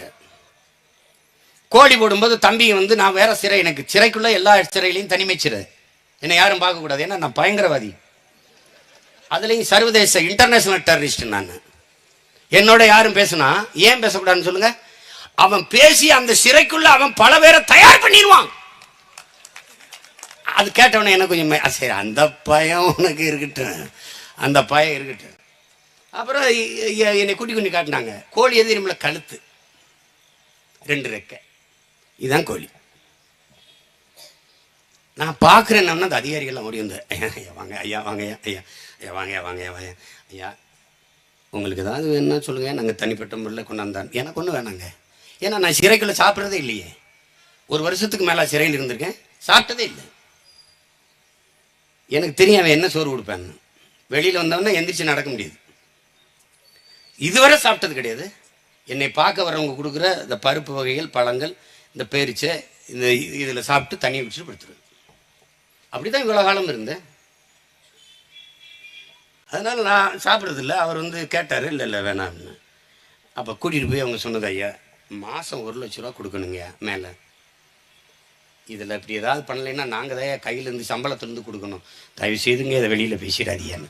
இப்போ ரொம்ப காலம் ஆயிடுச்சு. அவர்லாம் பணி ஓய்வு வீட்டு கூட போயிருப்பார். அதனால இப்போ பேசுகிறேன். வேற இப்படி இப்போ கூட பேசலைன்னா இப்போ தான் பேசுறது. இந்த மாதிரி அங்கே மேலே இருந்து கொள்ளையடிக்கிறதுனால தான் இந்த குவார்ட்டருக்கு 10 ரூபா கூட வச்சு விற்கிறாங்க, இரவு பகலாக ஓட்டுறாங்க, அநீதியாக சம்பாதிக்கிறாங்க, இவ்வளோ வசூலிக்கிறாங்கிறது முதலமைச்சருக்கு தெரியுமா தெரியாதா? தெரியும். தெரிஞ்சே அனுமதிக்கிறாரு. இந்த கரூர்ல செந்தில் பாலாஜி என்கிற அவர் கெட்ட கேத்திற்கு அம்மையார் ஜெயலலிதா ஜெயிலுக்கு போன பிறகு அடுத்த முதல்வர் யார் என்ற பட்டியலில் அவர் பேரும் இருக்கிறது காரணம். அவரும் அவர் தம்பியும் அடித்த கொள்ளை இந்த நாட்டிலே அந்த செந்தில் பாலாஜி அப்படின்னு பேசிவிட்டு அவர் வந்தால் அவர் மேல எல்லா வழக்குகளையும் போட்டு அப்படிலாம் பேசிட்டு திருப்பி இந்த கட்சிக்கு வந்தவனை, நீங்கள் வர வேண்டிய இடத்துக்கு தான் வந்திருக்கிறீர்கள், சரியான இடத்திற்கு வந்திருக்கிறீர்கள், ஏனென்றால் இவ்வளவு வசூலிக்கிறவர் அந்த கட்சியிலே இருந்து ஒரு பக்கமே வசூலை கொடுத்து கொண்டிருப்பது சரியா இருக்காது, எங்களுக்கும் நீங்கள் வர வேண்டிய இடத்துக்கு தான் வந்திருக்கிறீர்கள். ரெண்டு அவர் தான் பேசிக்கிறார். வேணா போட்டு காட்டுறேன் பாருங்க. என்ன சிரிக்கிறீங்க? உண்மையில கொஞ்சம் சிந்திச்சு பாருங்க. உண்மையில ரெண்டையும் ஒரே ஆள் தான் பேசியிருக்கு, டப்பிங்லாம் கிடையாது. என் பங்காளி வடிவேல் சொல்லுமா, அது வேற வாய், இது நார வாய். மக்கள் இலவசங்களை விரும்பல, அவர்கள் கல்வி வேலை வாய்ப்பு அதுக்கேற்ற சம்பளம் அதைத்தான் விரும்புறாங்க. அதான் சொல்றேன். அப்புறம் ஆட்சிக்கு வந்தோடனே 1000 ரூபாய் மகளிருக்கு செப்டம்பர் மாசத்துல இருந்து 1000 ரூபாய் கொடுக்க போறதுக்கு 2 மாசத்துக்கு முன்னாடி இருந்து விளம்பரம்ங்க. செப்டம்பர்ல இருந்து மகளிருக்கு 1000 ரூபாய், செப்டம்பர்ல இருந்து மகளிருக்கு 1000 ரூபாய், இதுக்கே 100 கோடியை செலவு பண்ணிட்டாங்க. விளம்பரம்ங்க. சென்னையில நீங்க வர முடியாது, இந்த பக்கம் திரும்பினால் நான் முதல்வன் அப்படின்னு ஒரு விளம்பரம். அப்புறம் குழந்தைகளுக்கு சோறுட்டி 13,000 குழந்தைகள் காலை உணவு அருகிறார்கள். ஒரு குழந்தை இந்த காலையில் பசிக்கு சாப்பிட்டு பள்ளிக்கூடம் வர்ற அளவுக்கு கூட வக்கில்லாத நிலைமையில 60 ஆண்டுகளாக கொப்பேன் நீ அவன் இவன் அந்த பைய இந்த பைய எல்லா பையெல்லாம் ஆண்டு எங்களை பிச்சைக்கார பைய மக்களை காலையில சோறு போடணும், மதியம் சோறு போடணும், ஒரு பரதேசி கூட்டமா மாத்திட்டு இதுல சாதனை சாதனை. என்ன உங்க சாதனை? என்ன சாதனை? வேதனையிலும் கொடும் வேதனை இது. பள்ளிக்கு போற பிள்ளைகள் காலை உணவு இல்ல. நேத்து நம்ம கட்சி ஆரம்பிச்சு இன்னைக்கு ஆட்சிக்கு வந்த மாதிரி பேசிட்டு இருக்கிறீங்க. ஒவ்வொன்றும் பள்ளிக்கு போற பெண்களுக்கு 1000 ரூபாய், பசு கட்டணம் இலவசம், தண்ணீரை விற்போம். இப்ப ஆவின் மூலமா தண்ணீரை விற்கிறாங்களா? அந்த அம்மா என்ன பண்ணாங்க, மடிக்கணினி இலவசம், மிக்சி இலவசம், கிரைண்டர் இலவசம், மாவு அரைக்கிறது மசாலா அரைக்கிறது இலவசம், மிதிவண்டி இலவசம், எல்லாம் இலவசம். ஒரு மிதிவண்டி விலை என்ன, ஒரு மடிக்கணினி விலை என்ன, ஒரு மாவு அரைக்கிற எந்திரம் விலை என்ன, ஒரு மசாலா எந்திரம் விலை என்ன, இதையெல்லாம் இலவசமாக தந்த அரசு உயிர் ஆகாரமாக இருக்கிற நீரை 10 ரூபாய்க்கு வித்தது. இதையெல்லாம் இலவசமா தந்த அரசு ஏன் தண்ணீர் இலவசமா தரல? அதையே நீங்க யாருமே கேட்கல. நான் பல தடவை கேட்டேன், அதையே உங்க காதுல வாங்கி கேட்கல. நீங்க ஏன் தண்ணீரை இலவசமாக தரவில்லை? தர முடியாது. காரணம், தண்ணீரை விற்கிற முதலாளிகள் பாதிக்கப்படுவார்கள். அக்குஃபனோ கின்லே அப்பலோ குப்பலோ எல்லாம் பாதிக்கப்படுவான். அவன் பாதிக்கப்பட்டால் உனக்கு என்ன? அவன் தருகிற கமிஷன் கிடைக்காம போயிடும். 2000 200 கோடி 300 கோடி 400 கோடி 500 கோடி நின்று. அதனாலதான் என்ன சொல்றேன், இவன் முதலமைச்சர் கிடையாது, அவன் பிரதமர் கிடையாது. பிரதமர் என்பவன் இன்டர்நேஷனல் புரோக்கர், முதலமைச்சர் என்பவர்கள் ஆல் இந்திய புரோக்கர்ஸ், கமிஷன் பாய்ஸ், தரகர்கள். இப்ப வெளிநாட்டு முதலீட கொண்டு வரதுக்கு பேர் என்ன? உள்நாட்டு வெளிநாட்டு பெரும் முதலாளிகளுக்கும் சொந்த நாட்டு மக்களுக்கும் இடையே தரகு வேலை செய்வதற்கு பேர் தான் இந்த பதவிகள். வெளிநாட்டு முதலாளி வந்து அவர் என்ன செய்வார் சொல்லு, நீ சொல்லு. தொழில் தொடங்குவார். மக்கள் சேவையா லாப தேவையா? அவனுக்கு லாப தேவை. அப்போ பெரும் முதலாளிகளின் லாபத்திற்கு வருவாயீட்டலுக்குத்தான் இந்த அதிகாரங்கள் வேலை செய்யுமே ஒழிய சொந்த நாட்டு மக்களுக்கு சேவை செய்யாது, செய்ய முடியாது. இதுதான் பிரச்சனை. ஏன் தண்ணியை விற்கிற? தண்ணி இலவசமா கொடுக்க முடியல ஒன்னால. ஒரு நாளைக்கு ஒரு குடும்பம் எவ்வளவு தண்ணி வாங்கும்? அப்போ ஒரு மாசத்துக்கு எவ்வளவு செலவு பண்ணும்? தினாம எங்க ஆத்தலப்பன் பேருந்துல போயிட்டு இருக்கான், தினாமா போறான், என்னைக்காவது ஒரு நாள் போவான், அது இலவசம். பஸ் கட்டணம் இலவசம். பஸ்ஸா இருக்கா? மழை பெஞ்சா உள்ள கொடையை பிடிச்சிட்டு போக வேண்டியது இருக்கு.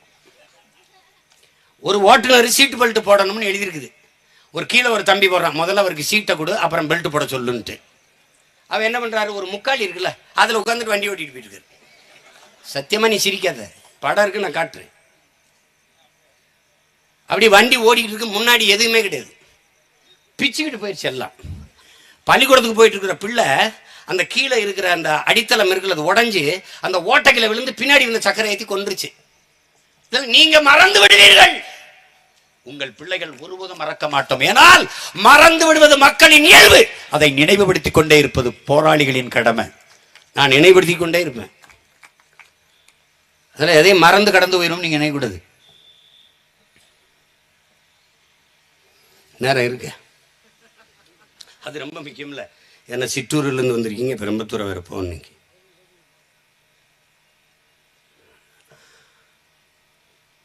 அதனால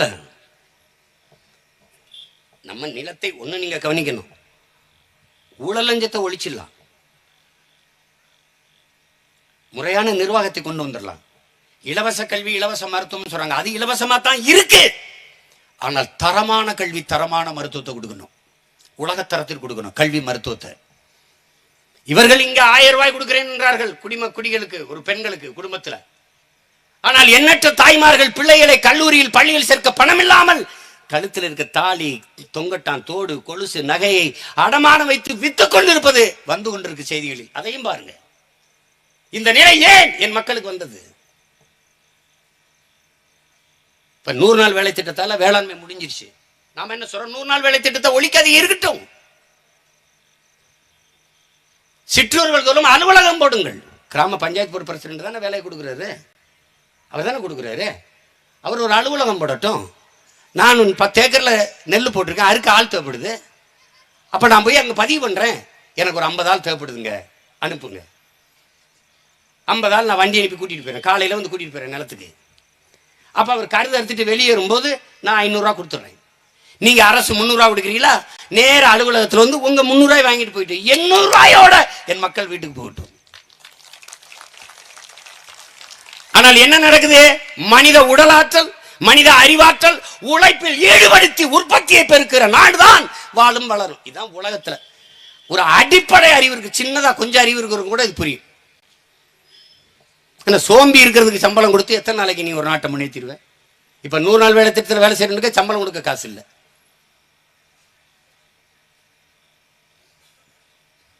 எப்படி?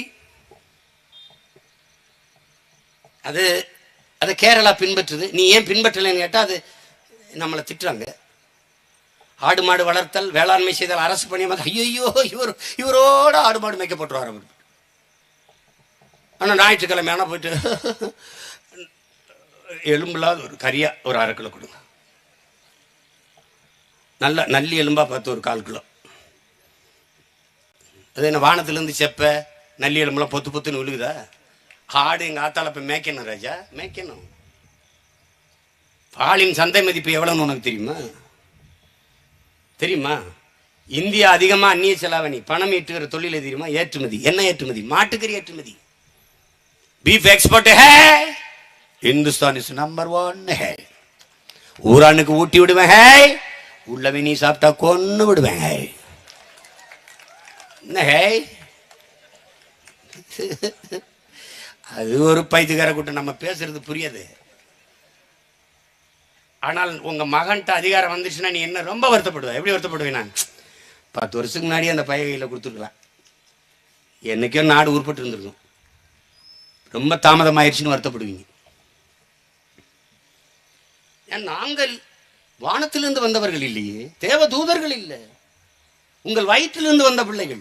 உங்களோட வறுமையிலே, உங்களோட ஏழ்மையிலே, உங்களோட பசி பட்டினியிலே, உங்களோட வெயிலே, மழையிலே, பனியிலே நனைந்து இருந்த பிள்ளைகள். நீங்கள் நடக்கும்போது கால்பட்டு கிளம்பிய புழுதியை சுவாசித்த பிள்ளைகள், உழைத்து களைத்த அப்பா பெரியப்பா வரும்போது வேர்வையோடு போய் கட்டிப்பிடித்து முத்தமிட்ட பிள்ளைகள். எங்களுக்கு இல்லாத அக்கறை இந்த நிலத்தில் எவனுக்கு இருக்கும்? யாருக்கு இருக்கும்? இந்த ONGC இந்த மீத்தேன் எல்லாம் எடுக்காம எரிவாயுக்கு பயோகேஸுக்கு என்ன பண்ணுவாய் சீமான்? என் அப்பா சொல்லி வச்சிருக்கு. ஆடு மாட்டு கழிவிலிருந்து, மனித கழிவிலிருந்து, மக்கிய இலைதரை கழிவில் இருந்தும் எவ்வளவு நாளும் பயோகேஸ் மீத்தேன் எடுத்துக்கொள்ள முடியும். இவர் போய் முதலீட கொண்டு வர போறாரு சிங்கப்பூர். சென்னையில் பாதி 45 நிமிடம் தான் மொத்த சிங்கப்பூரை சுத்தி வர முடியும். 45 நிமிஷம் சுத்தி வந்துடலாம். அந்த நாடு மீத்தேன் எடுக்கிறது மக்கிய மர கழிவில் இருந்து எடுக்குது. அதை நீ எடுக்க முடியாத? எதற்காக என் பூமி தாயின் ஈரக்குலை அறுக்கிறாய்? எதற்காக இதயத்தை பிடுங்குகிறாய்? எதற்காக சிறுநீரகத்தை அறுக்கிறாய்? நான் கும்பிடுவதற்கு கோடி சாமி இருக்கிறது பூமியிலே, ஆனால் நான் வாழ்வதற்கு ஒரே ஒரு பூமி தான் இருக்கிறது. அதை அழிய கொடுத்து விட்டு நான் எங்கு போவது? எந்த கிரகத்தை நோக்கி படையெடுப்பது? இந்த புரிதல், இந்த தெளிவு,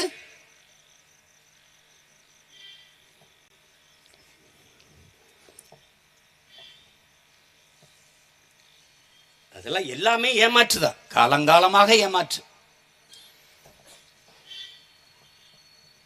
நாங்கள் அழிவின் ஒரு பேரழிவில் பிறந்த பிள்ளைகள். பரம்பரையாக நாங்கள், எங்க அப்பா அரசியல் இருந்தாரு, அதனால நான் வந்தேன்னு இல்லை. நான் படம் எடுத்து பஞ்சமலைக்கு வந்தவன், சினிமா எடுக்க தான் வந்தேன், அதான் எடுத்துக்கிட்டு இருந்தேன்.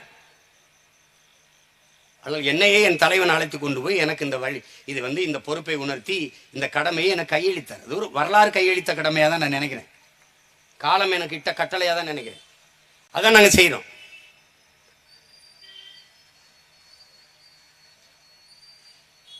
நாங்கள் என் மக்கள் சிந்திய ரத்தத்திலும் கண்ணீரிலும் கருக்கொண்ட பிள்ளைகள், என் அன்பு உடன் பிறந்தார்களே, பேரன்பு மிக்க பெற்றோர்களே, தாலாட்டு கட்டு வளர்ந்தவர்கள் அல்ல, கதறலிலும் ஒப்பாரிலும் ஓலத்திலும் வளர்ந்தவர்கள்.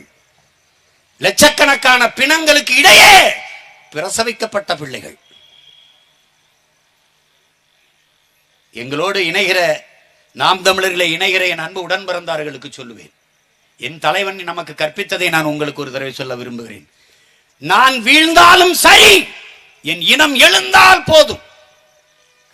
நாங்கள் செத்தாலும் சரி, எங்கள் இன மக்கள் வாழ்ந்தால் போதும். இதுதான் நாம் ஏற்றுக்கொள்ளக்கூடிய கோட்பாடாக இருக்கணும்.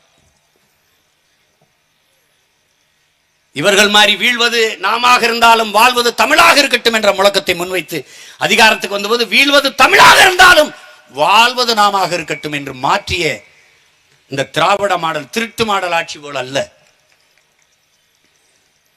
இன்னைக்கு எல்லா நாடகம், இத்தனை லட்சம் மக்களை கொண்டுட்டோமே, கொலை பண்ணிட்டோமே, அதை பத்தி கவலையே கிடையாது, அதை பத்தி பேசுறது இல்லை.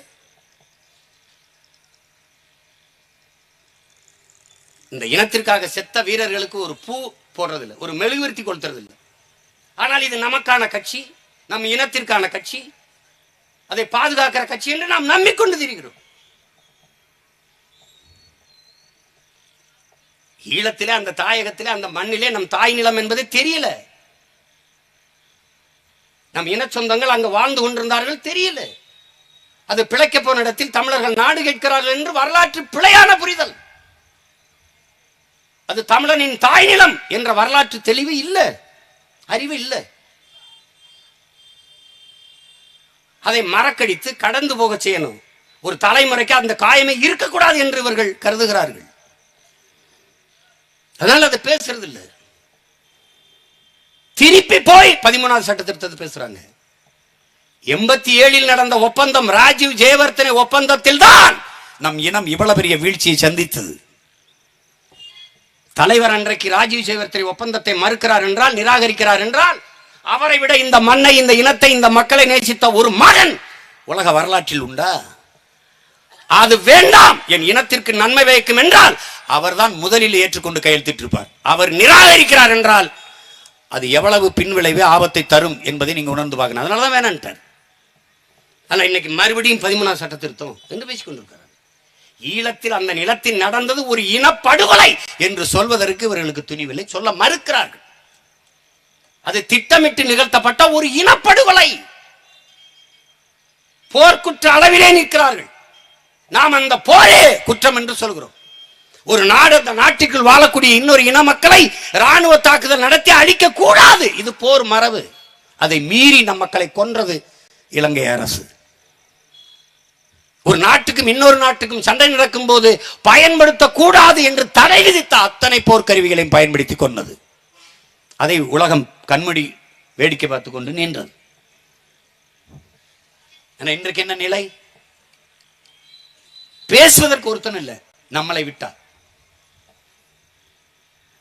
கர்நாடகால, அமெரிக்கால, அமெரிக்க நாட்டில் அங்க இருக்கிற காங்கிரஸ் கட்சியின் பாராளுமன்ற உறுப்பினர்கள் பில் ஜான்சனும் தேப்ரா ரோஸுங்கிற ரெண்டு, ஒரு பெண்ணும் ஒரு பெண் உறுப்பினரும் ஆண் உறுப்பினரும், தேப்ரா ரோஸும் அந்த பில் ஜான்சன், ரெண்டு உறுப்பினர்கள், நம்முடைய மதிப்பிற்குரியவர்கள், போற்றுதலுக்குரியவர்கள். தமிழர் நிலத்தில் எத்தனை பாராளுமன்ற உறுப்பினர்களை அனுப்பினீர்கள்? ஒருவர் பேசல. அமெரிக்காவில் இருக்கிற அந்த நாட்டின் காங்கிரஸ் கட்சியின் உறுப்பினர்கள், பாராளுமன்ற உறுப்பினர்கள் பாராளுமன்றத்தில் பதிவு செய்கிறார்கள், ஈழத்தில் கொன்றொழிக்கப்பட்ட மக்களுக்கு இருக்கிற இறுதி தீர்வு வாக்கெடுப்பு தான், ரெஃபரண்டம், பொது வாக்கெடுப்பு தான் ஒரே அரசியல் தீர்வு என்று சொல்கிறார்கள். கனடா நாட்டின் பிரதமர், நம்முடைய மதிப்பிற்குரிய பெருந்தகை, மாண்புமிக்க அந்த நாட்டின் பிரதமர் ஜஸ்டின் ட்ரூடோ, இலங்கையில் ஈழத்தில் நடந்தது, நடத்தப்பட்டது படுகொலை, இனப்படுகொலை என்பதை பதிவு செய்கிறார். ஒரு மிகப்பெரிய நாட்டினுடைய தலைவர், நாட்டின் பிரதமர் ஜஸ்டின் ட்ரூடோ அவர்கள் அந்த நாட்டில் ஈழத்தில் நடந்தது இனப்படுகொலை என்பதை பதிவு செய்கிறார். மதிப்புமிக்க ஒரு குரல். ஆனால் இந்த நாட்டில் தந்தையர் நாடு என்று நாம் நம்பி நின்று இவர்களுக்கு வாக்கு செலுத்திய இந்த தலைவர்கள் ஒருவர் கூட இதை பதிவு செய்யல. நமக்கு இருக்கிற இறுதி வாய்ப்பு அரசியல் தீர்வு தான். அரசியல் தீர்வுக்கு ஒரே வாய்ப்பு ரெஃபரண்டம், வாக்கெடுப்பு, பொது வாக்கெடுப்பு. ஒரே இலங்கைக்குள் ஒன்றாக இருந்து வாழ்கிறீர்களா அல்லது தனித்தமிழ் ஈழமாக மீள்கிறீர்களா? இது கருத்து. இதை முன்வைத்து தமிழீழத்தில் வாழ்கிற மக்கள், தமிழகத்தில் வந்து ஏதிலிகளாக வாழ்கிற மக்கள், புலம்பெயர்ந்து வாழ்கிற ஈழத்தமிழ் மக்களிடத்திலே ஒரு வாக்கெடுப்பு. ஒரே இலங்கைக்குள் நாங்கள் வாழ்கிறோம் என்று வாக்களித்து விட்டால் நாங்கள் எல்லோரும் வாய் மூடி மௌனிக்கிறோம். இல்லை, தனித்தமிழ் ஈழமாக மீள்கிறோம், சுதந்திர நாடாக நாங்கள் பிரிகிறோம் என்றால் உலக வல்லாதி அதிபர்கள், பெரும் தலைவர்கள் வந்து எங்களை பிரித்து தனி நாடாக பிரகடனப்படுத்துங்கள். இதான் நாங்கள் வைக்கிற கோரிக்கை. ஒடுக்குகிற தேசியனத்திலிருந்து ஒடுக்கப்படுகிற தேசியனம் பிரிந்து செல்ல விரும்புவது தன்னுரிமை. அந்த தன்னுரிமையை போராடி பெற வேண்டியது ஒவ்வொரு தேசியனத்தின் பிறப்புரிமை என்கிறான் ரஷ்ய புரட்சியாளர் லெனின். ஒரு நாட்டிலிருந்து இன்னொரு நாடு, ஒரு இனத்திலிருந்து இன்னொரு இனம் பிரிவது என்பதை பிரிவினவாதம் என்று பேசக்கூடாது. ஒரு வீட்டுக்கு மனமுடித்து வருகிற ஒரு மணப்பெண் வாழ விருப்பம் இல்லை என்றால் மனமுறிவு, விவாகரத்து, டைவர்ஸ் பெற்று பிரிவது என்பதை குடும்ப உறவையை சிதைக்கிறாள் என்று குற்றம் சாட்டுவது எப்படிப்பட்ட பைத்தியக்காரத்தனமோ அப்படிப்பட்ட பைத்தியக்காரத்தனம் ஒரு நாட்டிலிருந்து இன்னொரு நாடு பிரிய விரும்புவதை பிரிவினவாதம் என்று சொல்வது என்று லெனின் அவர்கள் நமக்கு போதித்திருக்கிறார்கள். அந்த வழியை தான் நாம் பின்பற்றுகிறோம். இப்படி நாடுகள் பிரியலையா? பிரிஞ்சிருக்கு. 2006 1990 யுகோஸ்லாவியால இருந்து ஸ்லோவேனியான்னு ஒரு நாடு பிரியுது. 1990 டிசம்பர் 23 பிரியுது. வாக்கெடுப்பு எடுத்து 1990 டிசம்பர் 23 தனி நாடா போகுது ஸ்லோவேனியான்னு ஒரு நாடு. அப்ப 1999 இந்தோனேசியாவில் இருந்து கிழக்கு தைமூர் பிரியுது. ஆகஸ்ட் 30 பொது வாக்கெடுப்பு மக்கள் நடத்தி அந்த தனி நாடுக்கு, கிழக்கு தைமூருக்கு வாக்கு செலுத்தினோட தனி நாடா பிரிஞ்சிருது. 2006 செர்பியா, வெறும் 10 லட்சம் மக்கள், வெறும் 10 ஆண்டு கால போராட்டம். இவ்வளவு அழிவில்லை, இவ்வளவு உயிர் இழப்பில்லை, ரத்தம் சிந்தவில்லை, இவ்வளவு காயம் கண்ணீர் இல்லை, கதறல் இல்லை. ஆனால் சேர்பியாவிலிருந்து கொசோவா பிரியுது. 2006 அக்டோபர் மாதம் 28, 29 பொதுவாக்கு நடக்குது. அதுல பிரியுது, தனி நாடா போகுது கொசோவா. இந்த நாடுகள் எல்லாம், உலக நாடுகள் எல்லாம் அங்கீகரிக்குது, பாராட்டுது, அதை போற்றுது. கொசவா பிரிந்ததை வாழ்த்துகிறார்கள். அதே ஆண்டு 2006ஆம் ஆண்டு அந்த யுகோஸ்லாவியாவில் கொஞ்சம் நிலப்பரப்பு, இந்த சேர்பியாவிலிருந்து கொஞ்சம் நிலப்பரப்பு எடுத்து மாண்டினிக்ரோ அப்படின்னு ஒரு நாடு அது பிரியுது. மே 21ஆம் தேதி அந்த நாடு 2006 மே 21ஆம் தேதி மாண்டினிக்ரோ பிரியுது. இதையெல்லாம் வரவேற்கிற இந்த உலக நாடுகள்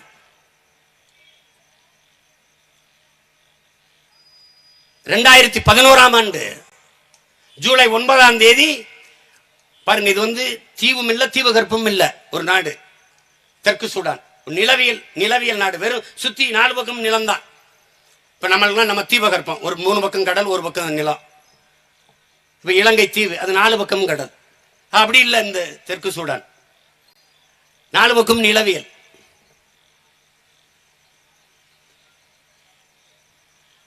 அந்த நாடு 2011 ஜூலை 9ஆம் தேதி தனி நாடா பிரகடனப்படுத்தப்படுது. அதை இந்தியாலாம் பாராட்டுது, வரவேற்குது. கனடாங்கிற நாட்டில் கியூபெக் என்ற இன மக்கள் 2 முறை பொது வாக்கெடுப்பு கேட்கிறாங்க, தனி நாடு கேட்கிறாங்க. அவங்களுக்கு எந்த பண்பாட்டு சிதைவு, உயிர் சிதைவு இல்ல, அழிவு இல்ல, ஆனால் தனி நாடு கேட்கிறாங்க. பொது வாக்கெடுப்பு எடுத்து 2 முறையும் அந்த மக்கள் பொது வாக்கெடுப்புல தோற்றுட்டதுனால அதுல இணைந்து வாழ்றாங்க. இப்ப பிரிட்டன்ல இருந்து இங்க ஸ்காட்லாந்து தனி நாடு கேட்குது. ஒரு தடவை வாக்கெடுப்பு எடுத்தாங்க, தோற்றுச்சு. இப்ப மறுபடியும் பொது வாக்கெடுப்புக்கு பொது வாக்கெடுப்பு கேட்டுக்கொண்டிருக்கிறார்கள். அதே தான் நாமும் கேட்கிறோம். எங்களுக்கு ஒரு அரசியல் தீர்வை முன்வைங்க, பொது வாக்கெடுப்பு, ரெஃபரண்டம். அதை தவிர எமக்கு வேற தீர்வில்லை என்கிற கருத்தை நாம் வலியுறுத்திக்கிட்டு வரோம். இன்னைக்கு இந்த கருத்து அது ஏற்கப்படாது, அது கவனிக்கப்படாது. ஆனா ஒரு நாள் தொடர்ச்சியாக இந்த கருத்தை நீங்கள் புறந்தள்ளி விட்டு நகர்ந்து போய்விட முடியாது. உலகத்தீரே புறந்தள்ளி விட்டு போக முடியாது. நாங்க அவ்வளவு வேலை செய்வோம். இப்பவே நாங்கள் இந்தியாவிற்குள் எளிய பிள்ளைகள், நாங்கள் திரிபுரா, நாகாலாந்து, மேகாலயா, பஞ்சாப், காஷ்மீர், எத்தனை மாநிலங்களை எங்களுக்காக பேசுகிற மாநிலங்களாக, எங்களுக்கு குரல் எழுப்புகிற மாநிலங்களாக, எத்தனையோ மாநிலங்களை அந்தந்த தேசிய இனங்களின் அந்தந்த தேசிய மக்களோடு இணைந்து தமிழ் தேசிய இன பிள்ளைகள் நாங்கள் அவர்களுக்காக, அவர்கள் எங்களுக்காக போராடுகிற நிலைமையை நாங்கள் உருவாக்கி கொண்டு வருகிறோம். அது வரும், அந்த மாற்றம் விரைவிலே நிகழும். இங்க ஒன்னும் செய்ய வேணாம். எண்ணற்ற பிரச்சனைகள், சொல்லி முடிக்க முடியாத அளவிற்கு துயரங்களும் துன்பங்களும் நம்மளை துரத்தி அடிக்குது. நீங்க ஒன்னும் செய்ய வேணாம். ஒரே ஒரு ஓட்டு ரெட்டலைக்கு உதயசூரியனுக்கு போட்டாச்சு. 60 ஆண்டுகளா போட்டாச்சு. அவன் தூக்கி நம்மளை நடுத்தருவில் போட்டாச்சு. திருவோடு ஏந்தி தெருவோடு நிக்க விட்டுட்டான். எல்லாத்துக்கும் கையேந்திர நிலைமையில விட்டுட்டான். ஆனா கடைசியா ஒரு வாய்ப்பு, உங்க பிள்ளைகளை எங்களுக்கு வாய்ப்பு கொடுத்து பாருங்களேன். இவன் தான் ரொம்ப நாளா அந்த பையன் கத்திட்டு இருக்கானே, இவனுக்கு தான் ஒரு 5 ஆண்டு ஆட்சியை கொடுத்தா என்ன, கொடுத்தான் பாருங்களேன், கொடுத்தான் பாருங்களேன். உலகத்தின் தலை சிறந்த நாடாக, பூமியின் சொர்க்கமாக என் தாய் நிலம் தமிழ்நாட்டை நாங்கள் மாற்றுகிறோமா இல்லையா? வெறும் கடலமைத்து வைத்துக் கொண்டு ஒரு வளமும் இல்லாத சிங்கப்பூர் உலகத்தின் எல்லா நாட்டு இளைஞனுக்கும் வேலையை கொடுக்க முடிகிறது என்றால் உங்கள் மகன்களால், எங்களால முடியாதா? உங்கள் பிள்ளைகளால முடியாதா? முடியுமா? முடியாதா? நிலமும் வளமும் சார்ந்த தொழிற்சாலைகள், வேலை வாய்ப்பு, வளர்ச்சி, இது உங்க பிள்ளைகள் கோட்பாடு. எங்கள் தத்துவம் நீரு, பயிறு, உயிர், அறிவு, பயன், வளர்ச்சி. நீரின்றி அமையாத உலகை, நீர் தேக்கம், நீர் வளத்தை பெருகுடா, வயிறு, வேளாண்மை செய்யடா. வேளாண்மை யார் செய்யறது? எல்லாம் கூச்சப்படுறான். படிக்காதவன் செய்யற தொழில்னா இல்ல, படிச்சவனும் செய்ய. வேளாண்மை செய்ய அரசு பணி, கவர்மெண்ட் வேலை. அடா டாஸ்மார்க்ல சாராயம் ஊத்து கொடுக்குறவன் கவர்மெண்ட் வேலைன்றான். உலகத்துக்கு சோறு போடுற வேலையை விவசாயத்தை செய்யறவன் கவர்மெண்ட் வேலையா இருக்கக்கூடாதா? ஆடு மாட்டுக்கு ஊசி போடுற வெட்டினியர் டாக்டர் கவர்மெண்ட் டாக்டர். கோழி, ஆடு, மாடு, வாத்துக்கெல்லாம் முடியலன்னா ஊசி போடுறாருல, அவர் கவர்மெண்ட் வேலை. ஆனா ஆட்டையும் மாட்டையும் வளர்க்கிறான்ல, எல்லாம் ஆத்தாளப்பையும் கவர்மெண்ட் வேலையா இருக்கக்கூடாது. ஆக்குறேன் கவர்மெண்ட் வேலை. 60 வயசுக்கு மேல விவசாயிக்கு ஓய்வூதியம் கொடுக்குறேன், பென்ஷன் கொடுக்குறேன். என்னது நீ பாரு, என்ன பாடுபடுத்துறேன். ஒரு 5 வருஷம் ஒரே ஒரு தடவை நேற்று என் தங்கச்சி ஒரு வீடை இடிக்கிறாங்கன்னு கூட்டிட்டு போனாங்க, போராட்டத்துக்கு போனேன். ஒரு தங்கச்சி, அண்ணன் நாங்கள் ஒன்றுமே எளிய இதாக இருக்கனால எங்களை எல்லாரும் வந்து தொடுறாங்கண்ணே, எல்லாரும் வந்து தொடுறாங்கண்ணே, வீட்டை தொடுறாங்கன்னு அது தொடுறாங்க. நீ ஏன் கவலைப்படுற? நீனும் தொடு. ஒரே ஒரு தடவை ஓட்டு போட போகும்போது விவசாய சின்னத்தை தொடு, மீதியை நான் பார்த்துக்கிறேன். அது உண்மையில அதான் சொல்கிறேன். விவசாயிக்கு ஓட்டு போடலன்னா இவன் போடுவேன், வேற கிரகத்தில் இருந்தா வருவேன். இந்த கை கட்டி நிற்கிறான் பாருங்க, எங்கடா நம்ம சின்ன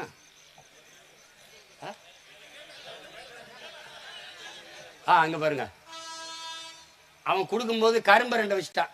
அது ஒரு கம்பையோ சோளத்தையோ ஒரு நெல்லையோ வச்சிருக்கலாம். கரும்பை ஏன் வச்சான்? ஆலைகள் கொடுத்து தன் உடம்பை கசக்கி பிழிந்தாலும் இனிப்பா இருக்கிற சர்க்கரையை தருவதாலேயே அதை கரும்பு சின்னத்தை எங்களுக்கு கொடுத்துக்கலாம். நீ என்னை குடும்பப்படுத்தி கஷ்டப்படுத்தி வருத்தினாலும் நான் உங்களுக்கு இனிப்பைத்தான் தருவோம். அதனால கரும்பை கை கட்டி நிற்கிறான் விவசாயி. எவனிடத்துலையும் கை கட்டவும் கூடாது, கை நீட்டவும் கூடாது. அவனுக்கிட்ட தான். உலகத்திலே அன்பு மக்களுக்கு நான் சொல்லுவேன், எவனுடைய தயவிலும் இல்லாது உலகத்திலே ஒருவனால வாழ முடியும் என்றால் அது உழவர் குடியன், வேளாண் குடிமகன், விவசாயியால தான் முடியும். எல்லோரும் மனிதர்கள் செய்கிற வேலையை செய்கிறார்கள். என் அன்பு பெற்றோர்களே, என் அருமை தம்பி தங்கைகளே, வேளாண் குடிமகன் விவசாயி மட்டும்தான் தெய்வத்தின் தொழிலை செய்கிறான். அது நல்லா கவனிச்சுக்கணும். சாப்பாடு இன்னைக்கு கிடைச்சிருச்சு, ஆண்டவனே நன்றிங்கிற. அந்த சாப்பாடை கிடைக்க வச்ச ஆண்டவன், அந்த தெய்வம், அந்த இறைவன் உழவர் குடிமகன் விவசாயி என்பதை கவனத்தில் வச்சுக்கணும். விவசாயி தோற்று போனார்கள்.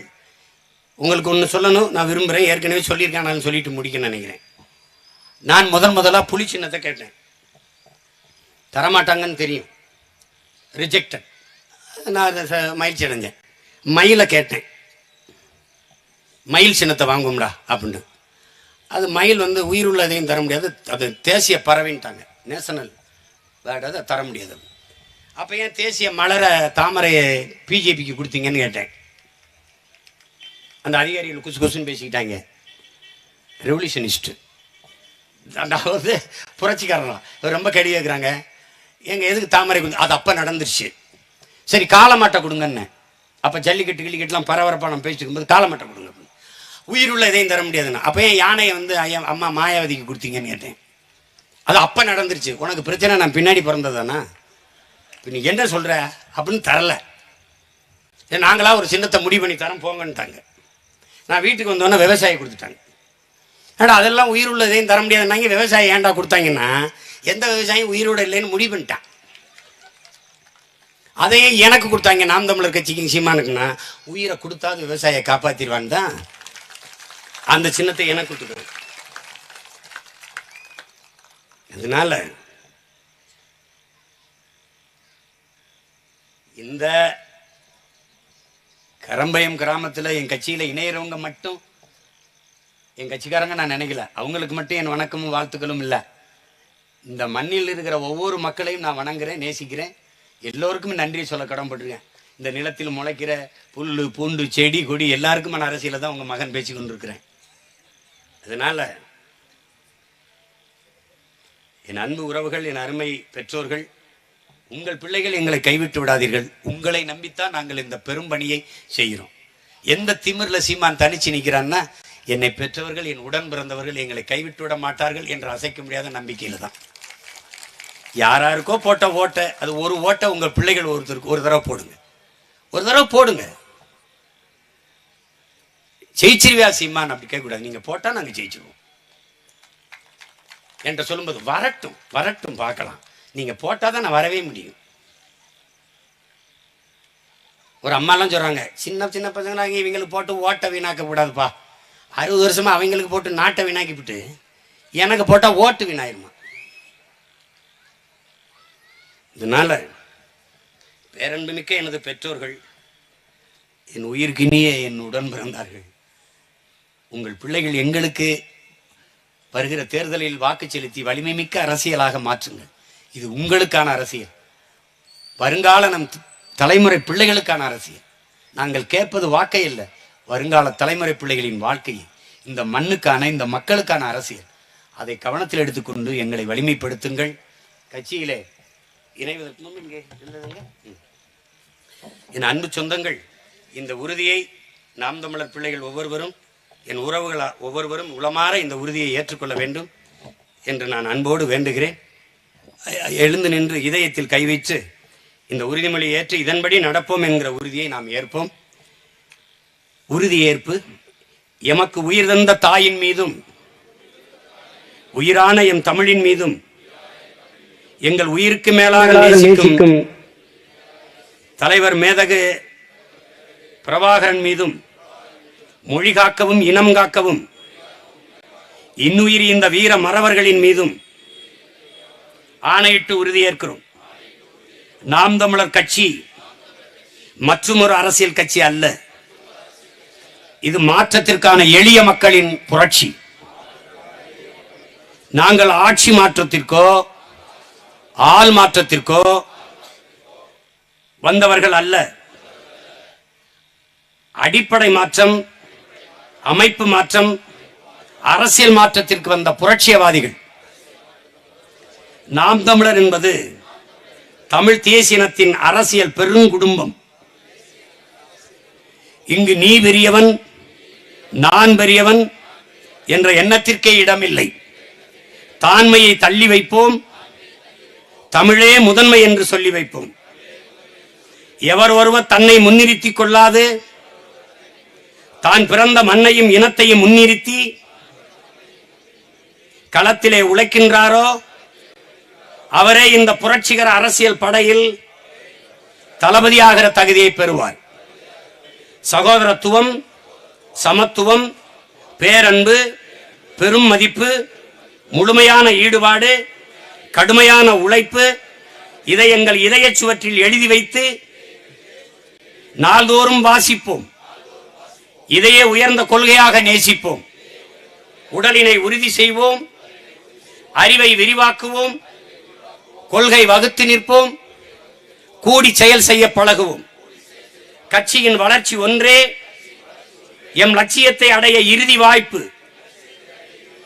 என்று உணர்ந்து உறவாக இணைந்து அரும்பாடாற்றுவோம். எங்கள் இலக்கு ஒன்றுதான், எம் இனத்தின் விடுதலை. இனம் ஒன்றாவோம், இலக்கை வென்றாவோம். புரட்சி எப்போதும் வெல்லும். நாளை எமது வெற்றி அதை சொல்லும். நாம் தமிழர். இந்த சேனல் உங்களுக்கு பிடிச்சிருந்தா மறக்காம சப்ஸ்கிரைப் பண்ணுங்க, ஷேர் பண்ணுங்க, லைக் பண்ணுங்க, கமெண்ட் பண்ணுங்க.